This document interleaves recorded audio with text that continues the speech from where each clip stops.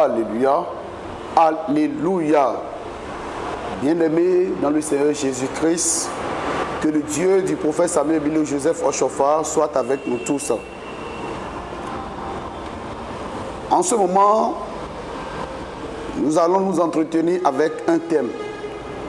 Le thème est intitulé « Je suis l'Éternel qui guérit ».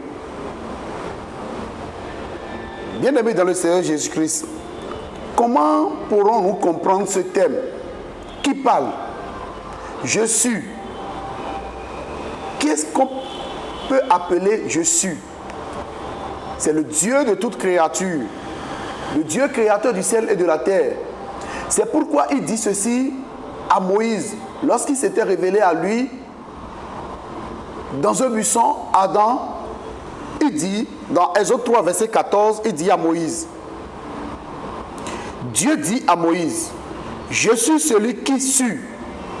Ça veut dire, je suis déjà, c'est le Dieu de tout l'univers, le Dieu de la création de la terre et du ciel. Celui-là qui a permis que nous soyons encore en vie ce beau matin, celui-là qui t'a permis d'être encore en vie. Il te dit aujourd'hui qu'il est l'Éternel qui te guérit. Éternel qui n'a pas de fin, qui n'a pas de commencement, qui n'a pas de fin. Éternel qui guérit. Pourquoi nous avons choisi ce thème? Nous avons choisi ce thème parce qu'aujourd'hui, beaucoup de chrétiens aujourd'hui sont malades. Et d'ailleurs, nous sommes tous des malades. Ce n'est pas celui-là qui a le palu, ce n'est pas celui-là qui a les maux de ventre, les maux de tête, qui est seulement malade.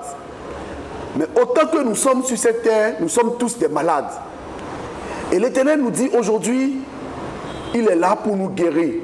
Il est le seul qui guérit. Bien-aimé dans le Seigneur Jésus-Christ, pourquoi ces maladies aujourd'hui dans la vie d'un chrétien? La pauvreté, c'est une maladie.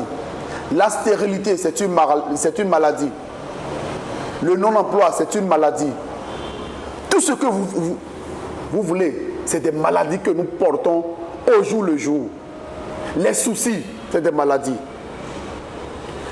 Mais nous allons essayer de nous dire, il y a beaucoup de maladies qui viennent vers nous à cause de nos comportements. Il y a beaucoup de maladies dont nous souffrons aujourd'hui. Et la cause, c'est parce que nous avons péché contre Dieu. Et laisse-moi te dire, Dieu s'est révélé à Moïse dans Exode 15. Et il a dit ceci. Exode 15. Lisons à partir du 26e verset. Il dit, si tu écoutes attentivement la voix de l'Éternel ton Dieu, si tu fais ce qui est droit à ses yeux, si tu prêtes l'oreille à ses commandements, si tu observes toutes ses lois, je ne te frapperai d'aucune des maladies dont j'ai frappé les Égyptiens, car je suis l'Éternel qui te guérit. Bien-aimés dans le Seigneur Jésus-Christ, nous voyons par là que lorsque nous péchons contre Dieu, la punition est là. Et la punition, c'est une maladie. C'est pourquoi si nous lisons bien Deutéronome 28, à partir du 15e verset, il nous dit ceci. Mais si tu n'obéis pas à la voix de l'Éternel, ton Dieu. Lisons un peu, nous allons lire un peu cette partie de la Bible de Deutéronome 28 à partir du 15e verset. Beaucoup de prédicateurs n'aiment pas lire. Mais lorsque nous voyons un peu dans cette partie, lorsque nous prenons tout le chapitre de Deutéronome 28, du 1er verset au 14e verset, c'est des versets de bénédiction. Mais lorsque nous prenons du 15e verset au 68e verset, c'est rien que des malédictions. C'est rien que des maladies que Dieu a envoyées pour ceux qui n'obéissent pas à sa parole. Pour ceux qui n'obéissent pas au commandement de Dieu. C'est pourquoi il dit à Jérémie, il s'est révélé à Jérémie et il a dit à Jérémie. Pourquoi Jérémie 30? Nous allons lire un peu les versets 12. Jérémie 30. verset 12 à 15, qui dit ceci. Ainsi parle l'Éternel, ta blessure est grande, ta plaie est douloureuse. Nul ne défend ta cause pour bander ta plaie. Tu n'as ni remède ni moyen de guérison. Tous ceux qui t'aimaient t'oublient. Aucun ne prend souci de toi. Car je t'ai frappé comme un ennemi. Je t'ai châtié avec violence à cause de la multitude de tes iniquités, du grand nombre de tes péchés. Et il nous demande maintenant, pourquoi te plains-tu de ta blessure, de la douleur que cause ton mal? C'est à cause de la multitude de tes iniquités, du grand nombre de tes péchés que je t'ai fait souffrir ces choses. Nous voyons par là que Dieu nous a frappés par des maladies à cause de la multitude de nos péchés. Mais qu'est-ce qu'il veut de nous? Lorsqu'il frappe, il est normal que nous revenions maintenant à Dieu et que nous confessions nos péchés. Nous disons à Dieu, nous sommes des pécheurs. Nous avons péché contre toi seul. C'est ce qu'il nous dit. C'est ce que le prophète Ésaïe nous disait dans Ésaïe 55, verset 6-7. Il dit, cherchez l'Éternel pendant qu'il se trouve. Invoquez-le tandis qu'il est prêt. Que le méchant abandonne sa voie et l'homme d'iniquité ses pensées. Qu'il retourne à l'Éternel qui aura pitié de lui. Oui, lorsque nous avons péché contre Dieu et que nous sommes frappés par la malédiction et que nous sommes frappés par des maladies, il faut que nous revenions maintenant à l'Éternel. Il faut que nous confessions maintenant nos péchés pour dire à Dieu, Dieu, nous avons péché contre toi. Dieu, ne nous induis pas ce péché. Pardonne-nous nos péchés. Éloigne de nous ces maladies que tu nous as envoyées dans ta colère. Bien-aimé dans le Seigneur Jésus-Christ, je voudrais nous dire, lorsque tu le fais du fond de ton cœur et que tu demandes la rémission de tes péchés et que tu confesses maintenant tes péchés, Dieu te dit maintenant qu'il est là pour te guérir. Dieu te dit maintenant qu'il est là pour bander ta plaie. Continuons un peu dans Jérémie 30 à partir du 17e verset qui dit ceci. Mais je te guérirai, je panserai tes plaies, dit l'Éternel, car il t'appelle à repousser cette sillon dont nul ne prend souci. Ainsi parle l'Éternel, voici, je ramène les captifs des tentes de Jacob. Oui, toi qui étais une délaissée, toi qui étais oublié peut-être, toi que Dieu a frappé avec violence dans sa colère parce que tu as péché, que Dieu a envoyé, parce qu'il nous dit, si vous êtes docile et que vous avez de la bonne volonté, vous mangerez les meilleures productions de la terre. Ça c'est Ésaïe 1er, verset 19-20 qui nous le dit. Le verset 19 nous dit, si vous êtes docile et que vous avez de la bonne volonté, vous mangerez les meilleures productions de la terre. Mais si vous êtes rebelle, vous serez dévoré par le glaive. Ceci étant dit, pourquoi le chrétien céleste, le chrétien en général souffre? Et le chrétien céleste en particulier souffre aujourd'hui sur cette terre. Nous ne devons pas souffrir parce que Dieu n'a jamais envoyé quelqu'un sur cette terre pour le faire souffrir. C'est nous-mêmes qui nous faisons souffrir à travers nos comportements. Nous sommes malades de la tête jusqu'aux pieds à cause de nos comportements. Bien-aimés dans le Seigneur Jésus-Christ, revenons à Dieu. Mais lorsque nous revenons à Dieu de tout notre cœur, de toute notre pensée, il est là pour nous guérir. Car il nous a dit, je suis l'Éternel qui guérit. Personne ne guérit. Quoi qu'en soient tes difficultés, quoi qu'en soit ta stérilité, quoi qu'en soit ta pauvreté, tu n'as pas de boulot aujourd'hui. Tu n'as pas d'enfant, tu n'as pas de mari, tu n'as pas de femme. Je voudrais te dire aujourd'hui, l'Éternel est là pour te guérir.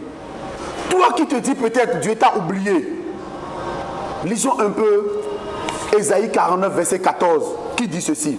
Si on disait, l'Éternel m'abandonne, l'Éternel m'oublie, et Dieu nous a posé la question de savoir, quelle question Dieu nous a posée? Toi qui es souffrant aujourd'hui, toi qui ne sais plus à quel sein se vouer, et tu te dis que l'Éternel t'a oublié, écoute ce que je vais te dire aujourd'hui. Si on disait, Ésaïe 49, verset, à partir du 14e verset, Le Seigneur m'oublie. L'Éternel m'abandonne. Une femme oublie-t-elle l'enfant qu'elle allait? N'a-t-elle pas pitié du fruit de ses entrailles quand elle l'oublierait? Moi, je ne t'oublierai point. Voici, je t'ai gravé sur mes mains. Tes murs sont toujours devant moi. Oui, l'Éternel ne t'a pas oublié. L'Éternel ne peut jamais t'oublier parce qu'il t'a gravé déjà dans ses mains. Et c'est pourquoi il nous dit dans Ésaïe 46, verset 3, Ésaïe 46, verset 3, 4, 5, qui dit ceci. Écoutez, maison de Jacob, écoutez, chrétien céleste, toi qui me regardes en ce moment, et vous tous, restes de la maison d'Israël, vous que j'ai pris à ma charge dès votre origine, que j'ai porté dès votre naissance, jusqu'à votre vieillesse, je serai le même. Jusqu'à votre vieillesse, je vous soutiendrai.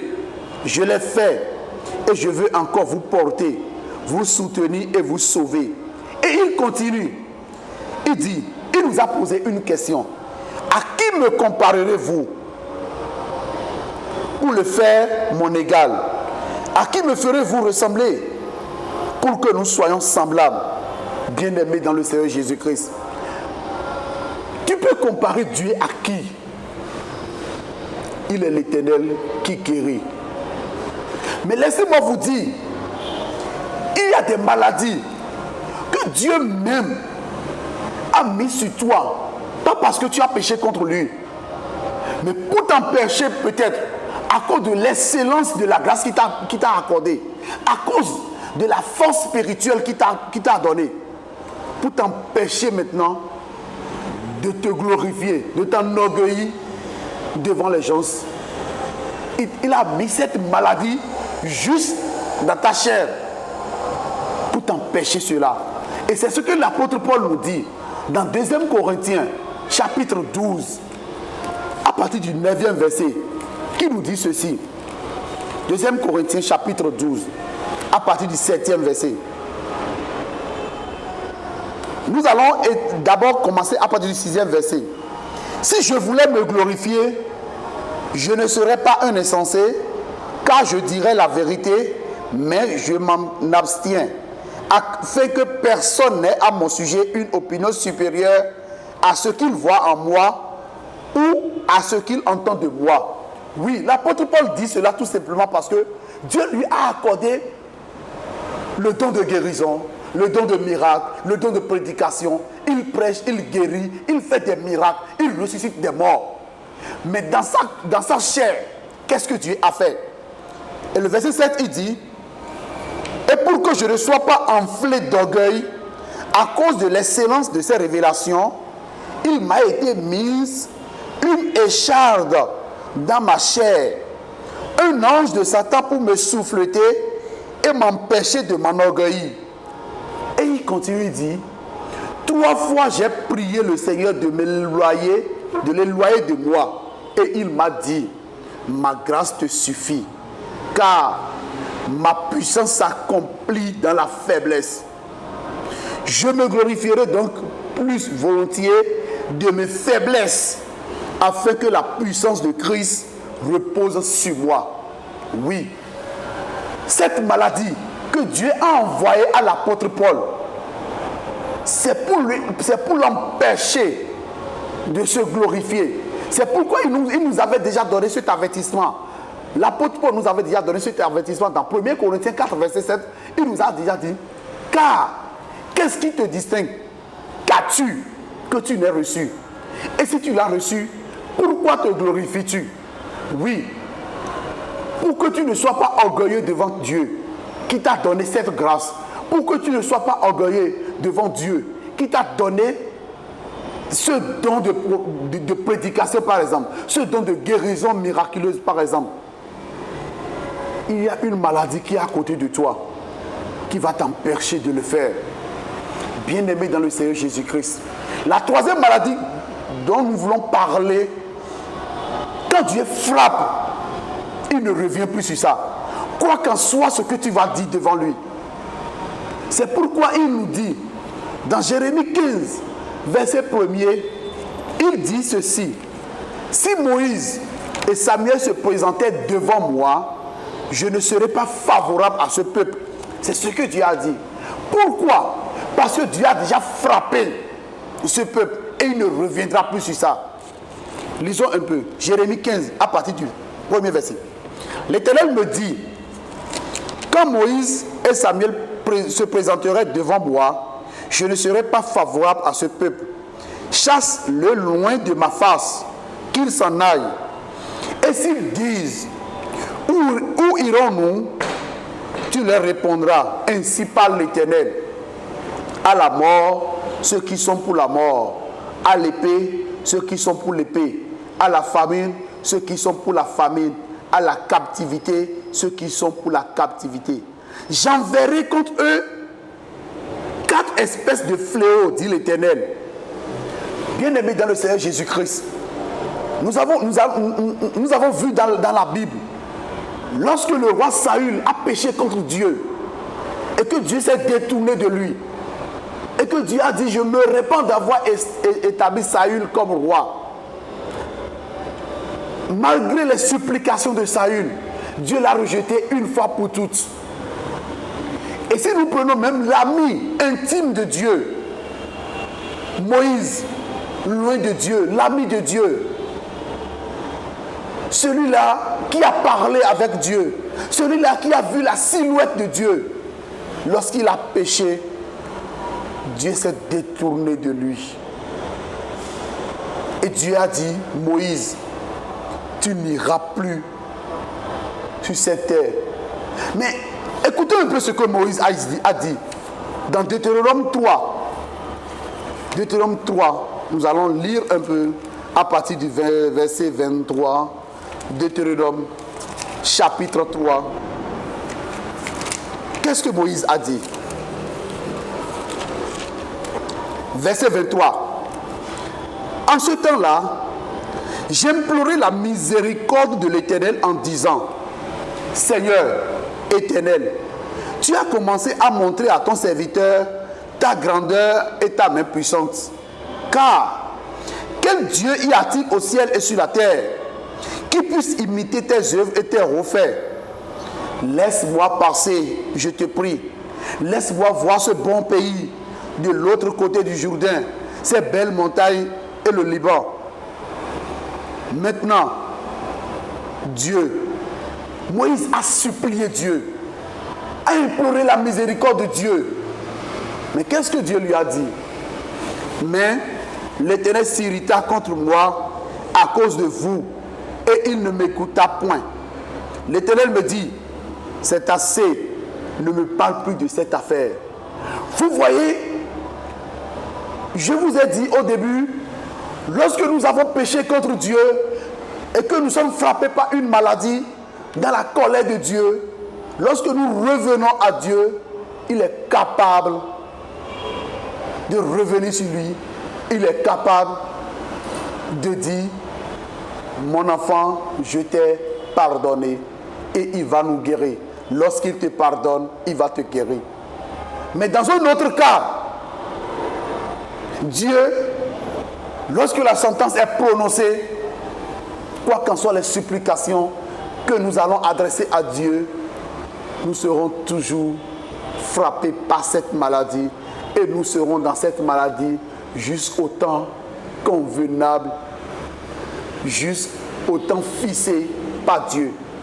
Bien-aimés dans le Seigneur Jésus-Christ, je voudrais nous dire en ce moment, je voudrais te dire, toi qui as le cœur abattu, toi qui te dis que tu n'as point d'espérance, l'Éternel est là pour te guérir. C'est pourquoi, lorsque nous allons lire un peu Jean 9, qu'est-ce que Jésus a fait? Qu'est-ce qui s'est passé?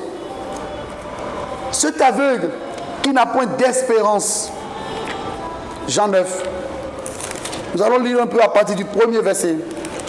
Qu'est-ce qui s'est passé avec l'aveugle?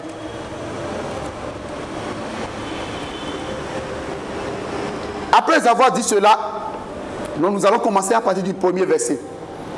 Jean 9. Jésus vit en passant un homme aveugle de naissance. Il est né aveugle. Ça voudrait dire tout simplement, il n'a pas péché. Ce n'est pas à cause de ses péchés. Mais nous allons voir un peu le pourquoi celui-là est né aveugle. Parce que la question a été posée par ses apôtres. Évoluons un peu. Ses disciples lui firent cette question. Rabbi, qui a péché, cet homme ou ses parents, pour qu'il soit né aveugle? Jésus leur répondit, ce n'est pas que lui ou ses parents aient péché, mais c'est afin que les œuvres de Dieu soient manifestées en lui. Il y a des maladies dont nous souffrons aujourd'hui et que Dieu veut manifester. Dieu veut se manifester en nous. C'est pourquoi cette maladie a été mise sur nous. Et il continue, dit, il faut que je fasse tandis qu'il est jour les œuvres de celui qui m'a envoyé. La nuit vient où personne ne peut travailler. Pendant que je suis encore dans le monde, je suis la lumière du monde. Après avoir dit cela, il cracha à terre et fit de la boue avec sa salive. Puis il appliqua cette boue sur les yeux de l'aveugle et lui dit, va et lave-toi au réservoir de Siloé. Nom qui signifie envoyé. Il y alla, se lava et s'en retourna, voyant clair.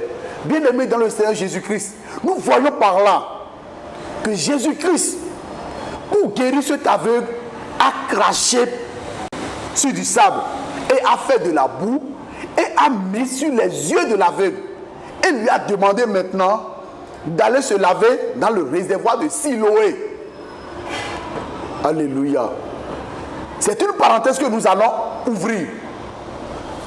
Ceux qui pensent que les chrétiens célestes font des travaux spirituels, ceux qui pensent que les chrétiens célestes font des cérémonies, oui, je voudrais passer par là pour vous dire que chaque congrégation religieuse est venue avec sa doctrine. Jésus, qui est le Fils de Dieu, il pouvait toutefois dire, aveugle, vois, et ce monsieur va voir. Mais il a craché. C'est pour nous dire tout simplement que l'église du christianisme céleste est basée sur la Bible. Tout ce que nous faisons dans l'église du christianisme céleste, les travaux spirituels, ce que nous faisons, c'est dans la Bible. C'est une parenthèse. Mais nous avons vu par là que Jésus a guéri cet aveugle.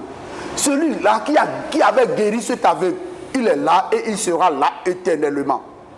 Il te dit aujourd'hui, je suis l'Éternel qui guérit. As-tu cette foi que là où tu es en train de me regarder en ce moment, tu es déjà guéri? Dis Amen. As-tu cette foi que tu as déjà la solution à tes problèmes? Dis Alléluia. Car Jésus nous a dit dans Marc 11, verset 24, tout ce que vous demanderez à Dieu par mon nom, croyez que vous l'avez reçu et vous le verrez s'accomplir. Bien-aimés dans le Seigneur Jésus-Christ, voilà arrivé au terme de notre exhortation de ce moment. Soyez bénis au nom de Jésus-Christ.